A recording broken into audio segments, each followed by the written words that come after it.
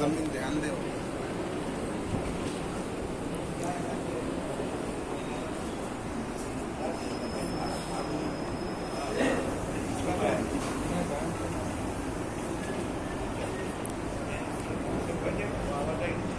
سنت کی نیت نہ باندھے، سنت کے لیے وقت دیا جائے، پڑھ جائے۔ بسم اللہ الرحمن الرحیم وبہ نستعین والصلاة والسلام على سیدنا محمد وعلى آلہ واصحابہ اجمعین الطیبین الطاہرین، اما بعد۔ قال الله تبارك وتعالى في كلامه المجيد والفرقان الحميد: أعوذ بالله من الشيطان الرجيم، بسم الله الرحمن الرحيم: وإذا أنعمنا على الإنسان أعرض ونأى بجانبه وإذا مسه الشر كان يئوسا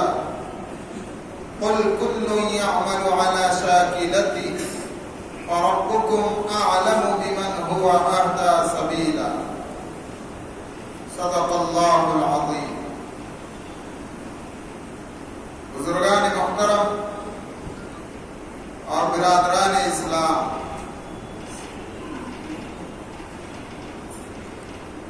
قرآن مجید کی جو آیت آپ حضرات کے سامنے تلاوت کی گئی ہے، سورہ بنی اسرائیل کی آیتیں ہیں اور 15ویں پارے کا 9واں رکوع ہے۔ اللہ تعالیٰ نے اس آیت کے اندر انسانوں کی دو کیفیت بیان کی۔ پہلی کیفیت تو وَإِذَا أَنْعَمْنَا عَلَى الْإِنسَانِ أَعْرَضَ وَنَأَى بِجَانِبِهِ، اللہ فرماتے ہیں کہ جب ہم اپنے کسی بندے کو آرام پہنچاتے ہیں، ہم جب اپنے کسی بندے پر اپنا انعام و اکرام کرتے ہیں تو وہ اس انعام و اکرام میں رہ کر ہمیں ٹال جاتا ہے، اعرض، ہم سے اگنور کرتا ہے، اعراض کرتا ہے، وَنَأَى بِجَانِبِهِ، اور پہلو تہی کرتا ہے۔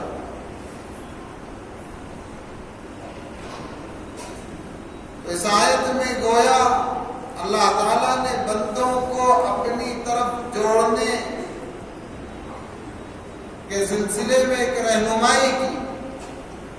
کہ بندے کو چاہیے کہ ہر حال میں وہ اللہ سے جڑے۔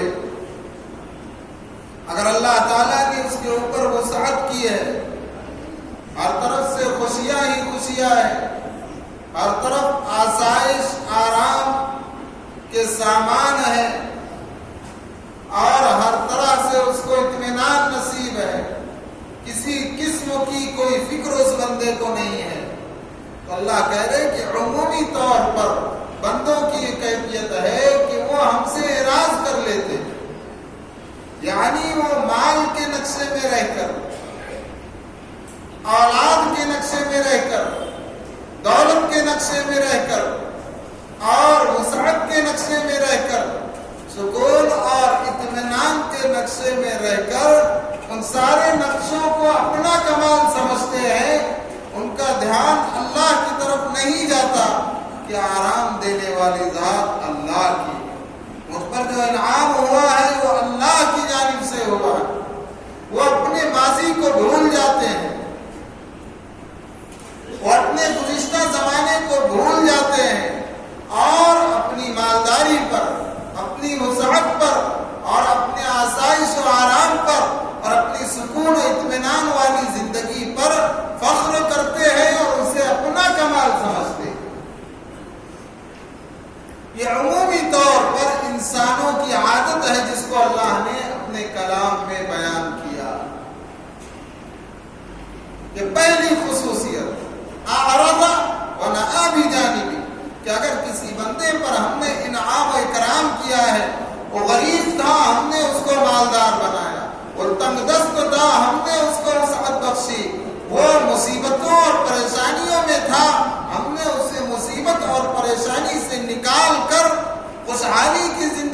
عطا کی، وہ فکر مند تھا، ہم نے اسے بے فکر کیا۔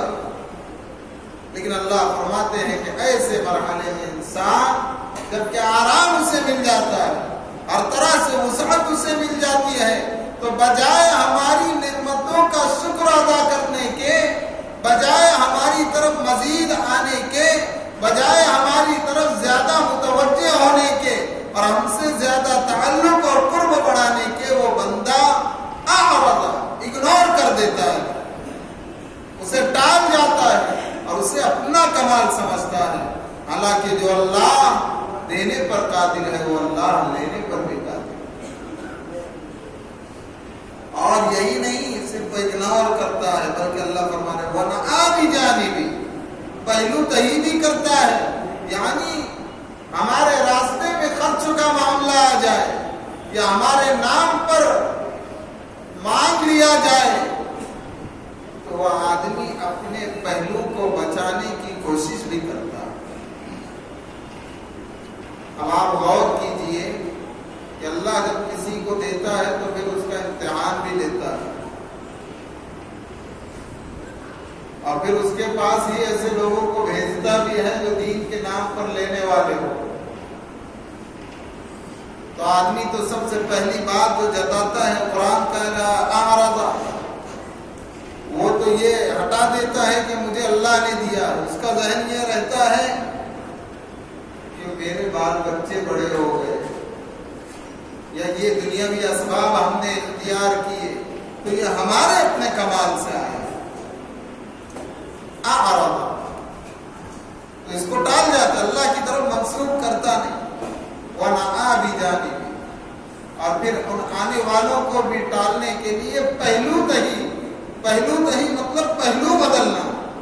الگ الگ ٹال مٹول والی بات کرنا، یہ انسان کی خصوصیت اللہ نے دکھائی، اور اس خصوصیت میں اللہ نے بندوں کو اپنی طرف متوجہ کیا کہ جب انعام کی بارش ہو، وسعت کی بارش ہو، تم غریب تھے مالداری پر آئے، تم تندرست تھے وسعت پر آئے، تم فکر مند تھے بے فکری پر آئے، تم پریشان حال تھے خوشحالی پر آئے، اب تمہاری یہ ذمہ داری ہے کہ تم اللہ سے جڑو، اس حالت کو اللہ کی طرف جوڑو کہ اللہ نے دیا۔ اور دوسری خصوصیت اللہ نے جو ذکر کی، وَإِذَا مَسَّهُ الشَّرُّ كَانَ يَئُوسًا، اور جب اس کو کوئی شر پکڑ لیتا ہے، یعنی کوئی پریشانی اس کو لاحق ہو جاتی ہے،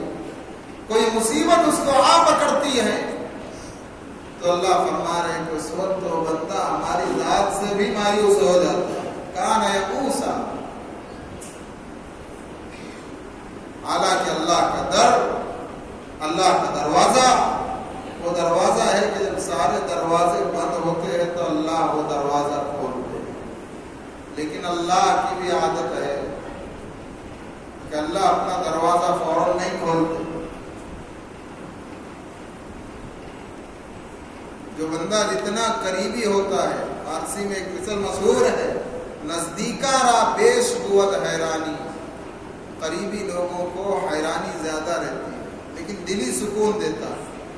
اور حیرانی اس لیے دیتا ہے کہ ان کو آزمائے اور ان کے صبر پر ان کے درجات بلند کرے۔ تو پھر لوگ بھی دروازے بند کرتے ہیں، جب انسان فلاں کے پاس جائے، فلاں کے پاس جائے، فلاں کے پاس جائے، سب دروازے بند ہوتے ہیں، اور یہ بندہ پورا تڑپ کر پھر اللہ کی طرف متوجہ ہوتا ہے تو پھر اللہ اپنا دروازہ کھولتے ہیں۔ لیکن اللہ فرما رہے ہیں کہ دنیا میں جو بسنے والے انسان ہیں ان میں بڑی تعداد ان لوگوں کی ہے، وَإِذَا مَسَّهُ الشَّرُّ كَانَ يَئُوسًا، کہ جب ان کو کوئی مصیبت پکڑتی ہے، کوئی شر ان کو پکڑتا ہے تو وہ اللہ سے مایوس ہو جاتے ہیں۔ مایوسی کفر ہے، ہر ایک سے انسان مایوس ہو سکتا ہے لیکن اللہ سے مایوس نہیں ہو سکتا۔ تو یہ دو خصوصیت انسانوں کی ذکر کی کہ انعام ملنے پر وہ اللہ سے اعراض کرتا ہے، پہلو تہی کرتا ہے اور مصیبت آنے پر اللہ سے مایوس ہو جاتا ہے۔ اس ایک آیت میں اللہ نے انسانوں کی دو خصوصیت ذکر کرنے کے بعد میں اگلی رہنمائی کی ہے، لیکن یہ آیت در حقیقت پورے مذہب اسلام کا، پورے دینی اعمال کا لب لباب اور خلاصہ ہے کہ عقل مند شخص، کامیاب شخص وہ ہے جو اللہ سے اپنا تعلق جوڑ دے۔ یہ دونوں آیتیں، یہ پوری آیت اللہ کی طرف جوڑنے والی ہے کہ بندہ اللہ کا دھیان حاصل کرے، اور جب اللہ کا دھیان مل جائے تو گویا اللہ سے دوستی ہو گئی۔ بندے اور اللہ کے درمیان میں قسم کا ربط اور تعلق ہو چکا ہے جو وہ بندہ سمجھتا ہے اور اللہ جانتا ہے۔ عام تو اس کی دھول تک بھی نہیں پہنچ سکتی۔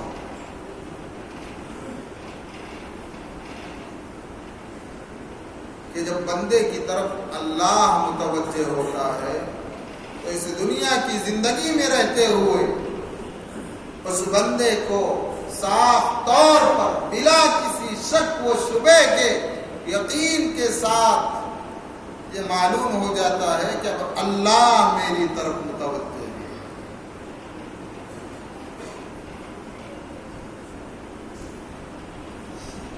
کہ کبھی نبی کی نگاہ پڑ رہی ہے صلی اللہ علیہ وسلم،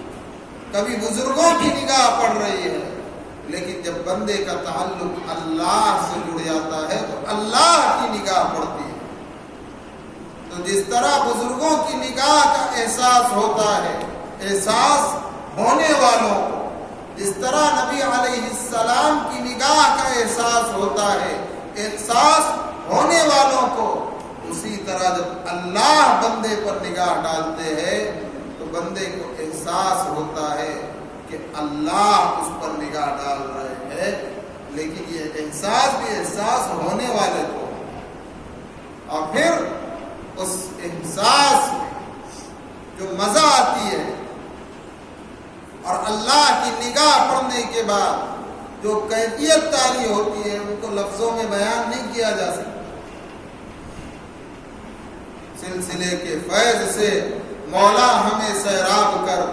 اپنا مستانہ بنا لے تو صدا کے واسطے، کہ آدمی کو اللہ سے تعلق کی مستی مل جائے، دنیا کی سب سے بڑی دولت۔ ہم ظاہر کو دیکھنے والے ہیں،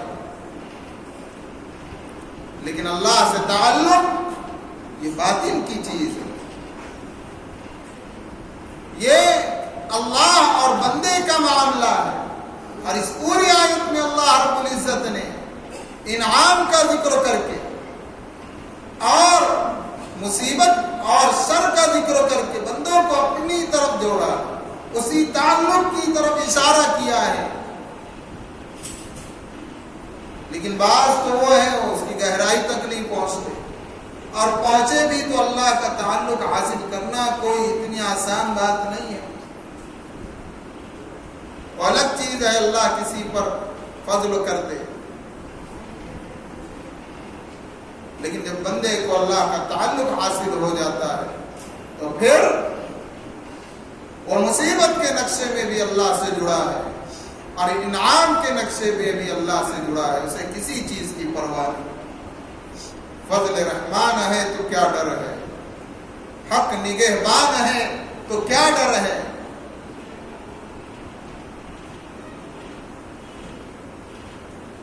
جس کی کشتی کا ہو نہ خدا ہی خدا،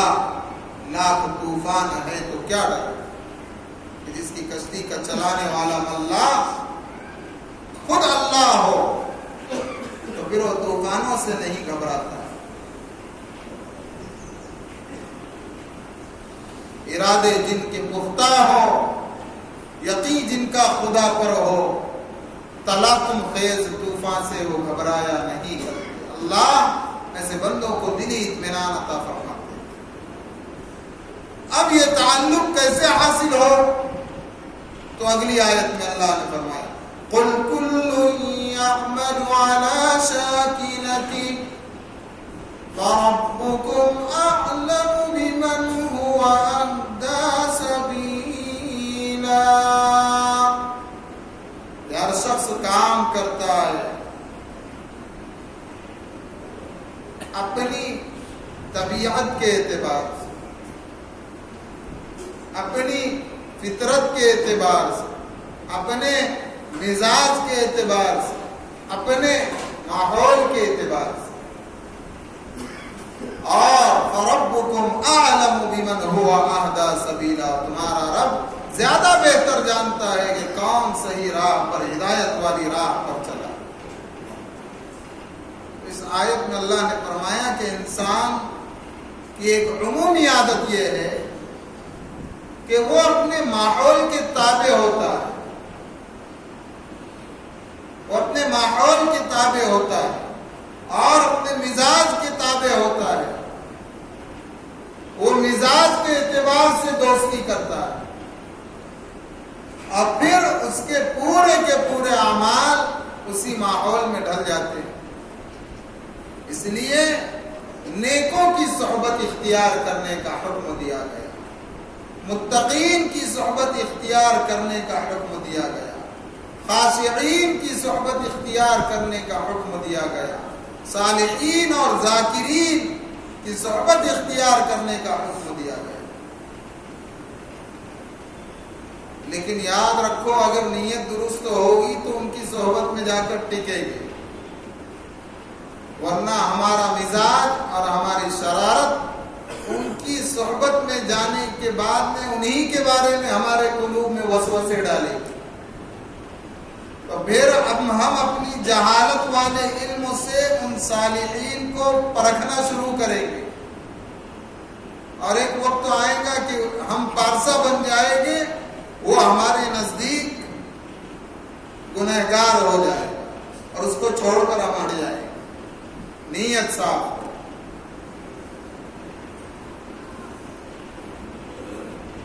اللہ نے فرمایا کہ ہر انسان اپنے ماحول کے تابع ہوتا ہے، لہذا اپنی صحبت نیک لوگوں والی صحبت اختیار کی جائے. صحبت صالح ترا صالح کنت، نیک لوگوں کی صحبت تجھ کو بھی نیک بنا دے گی، اور صحبت طالح ترا طالح کنت، اور بروں کی صحبت تجھ کو بھی برا بنا دے گی. جس کے مزاج میں نیکی ہوگی، جس کے مزاج میں شرافت ہوگی، جس کے دل میں خشوع الہی ہوگا، خشیت الہی ہوگی، خشوع و خضوع ہوگا، وہ بندہ برے ماحول میں نیک لوگوں کو ڈھونڈ کر برے ماحول کو چھوڑ دے گا. تو ماحول کا اثر انسان پر بہت گہرا پڑتا ہے، اور قرآن میں اللہ نے کہہ دیا قل کل یعمل علی شاکلتہ، کہ ہر شخص اپنا عمل اپنے ماحول کے اعتبار سے کرتا ہے. تو پونا کا ماحول تو بھائی کتنا ڈینجر ہے. یہاں پر ایک بزرگوں کا جب گزر ہوا تو جاتے جاتے انہوں نے کہا کہ اس شہر میں جس نے نگاہوں کی حفاظت کر لیا، دنیا اسے اللہ کا دوست کہے یا نہ کہے، دنیا اسے ولی مانے یا نہ مانے، میں اسے ولی کہوں. اب اس ماحول میں نہ 70 سال کا بوڑھا بچا، نہ 80 سال کا بوڑھا بچا کہ جس کے منہ میں دانت نہیں، جس کے پیروں میں طاقت نہیں، اور نہ ہی نوجوان بچے. اور بچیں گے وہی جن کے دلوں میں خشیت الہی ہے، اور وہ بچنے کے لیے اپنا زیادہ وقت کہاں گزاریں گے؟ یا تو اللہ کے گھر میں یا اپنے گھر میں. لیکن یہاں کا ماحول تو اب ایسا ہو چکا ہے کہ گھروں میں بھی ٹی ویاں ہیں اور جیب میں بھی ٹی وی چل رہی ہے. اب جس کے دل میں خشیت الہی ہے وہ بچے گا. اصحاب کہف کا کتا نیک لوگوں کی صحبت اختیار کرنے کی بنیاد پر اللہ نے اسے نیکوں میں شامل کیا، اور روز محشر اللہ اسے جنت میں داخل کرے. اگر تم اللہ کی چاہتے ہو اور برے ماحول کے نقشے میں رہ کر اپنے آپ کو سنبھالنا چاہتے ہو، اللہ کا تعلق حاصل کرنا چاہتے ہو، اور تمہیں وہ کیفیت چاہیے کہ انعام کی حالت میں بھی تم اللہ سے جڑو اور پریشانی کی حالت میں بھی تم اللہ سے جڑو، تو تمہیں نیک بندوں کی صحبت اختیار کرنا ہوگی، اللہ نے کہا۔ ورنہ ماحول ملے گا پھر مسجد میں بھی غیبت، مسجد سے باہر بھی غیبت، نمازوں میں بھی اللہ کے سامنے کھڑے ہیں لیکن اللہ کی طرف دھیان نہیں۔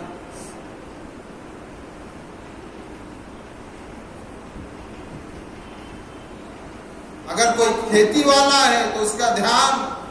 گائے کی طرف ہے، اس کا دھیان گھوڑے کی طرف ہے، اور کسی کا دھیان گھوڑے گاؤں کی طرف ہے۔ اور اگر کوئی کمپنی اور فیکٹری والا ہے تو اس کا دھیان اسی کی طرف ہے، یعنی نماز میں رہ کر بھی اللہ کا دھیان نصیب ہے۔ کوئی والکی میں گھوم رہا ہے تو کوئی پونا میں گھوم رہا ہے، کوئی نگر میں گھوم رہا ہے تو کوئی بمبئی میں گھوم رہا ہے، اور کوئی قیام میں گھوم رہا ہے، حالانکہ نماز اللہ سے تعلق، اللہ کے دھیان کا سب سے بڑا ذریعہ۔ اس لیے میرے بھائیوں، نیک لوگوں کی صحبت اختیار کی جائے، اور اگر کسی جگہ نیک لوگ نہیں ملتے ہو، وہ صفت والے جو خاشعین اور متقین ہیں، تو کیا کریں؟ تو کہا کہ جو گزشتہ نیک لوگ گزر چکے ہیں ان کی کتابوں کو پڑھے کہ ان کی مجلسیں کیسی ہوتی تھی، ان کے وعظ و نصیحت کو پڑھے، تو وعظ و نصیحت ان کی صحبت کا کام دے گا۔ اور قرآن میں اللہ کہہ رہے یا ایھا الذین آمنوا اتقوا اللہ وکونوا مع الصادقین، اے ایمان والو اللہ سے ڈرو، تقوی اختیار کرو اور سچوں کی صحبت اختیار کرو، سچوں کے ساتھ رہو، یعنی تقوی ملے گا، خشیت الہی ملے گی، خوف خدا ملے گا، آخرت کی فکر ملے گی،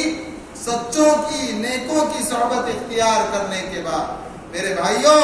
ہم جس ماحول میں زندگی گزار رہے ہیں یہ بے حیائی کا ماحول ہے، برائیوں کا ماحول ہے، گناہوں کا ماحول ہے، آخرت سے بے فکری کا ماحول ہے، دھوکہ دہی کا ماحول ہے، فتنہ و فساد کا ماحول ہے۔ ہم اگر اپنی آخرت کو سنبھالنا چاہتے ہیں اور اللہ سے تعلق جوڑنا چاہتے ہیں تو ہمیں یا تو نیکوں کو ڈھونڈنا پڑے گا، ان کی صحبت میں وقت گزارنا ہوگا، اور نہیں تو نیک بندوں کی کتابیں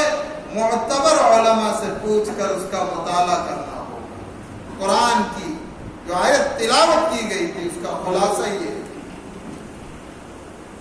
اللہ تعالیٰ پوری امت کو صحیح سمجھ عطا فرمائے، اور اللہ تعالیٰ ہم سبوں کو اپنی مرضیات پر راضی رکھے۔ اللہ تعالیٰ ہمارے اندر فکر آخرت پیدا کرے، خشیت الہی کو پیدا کرے،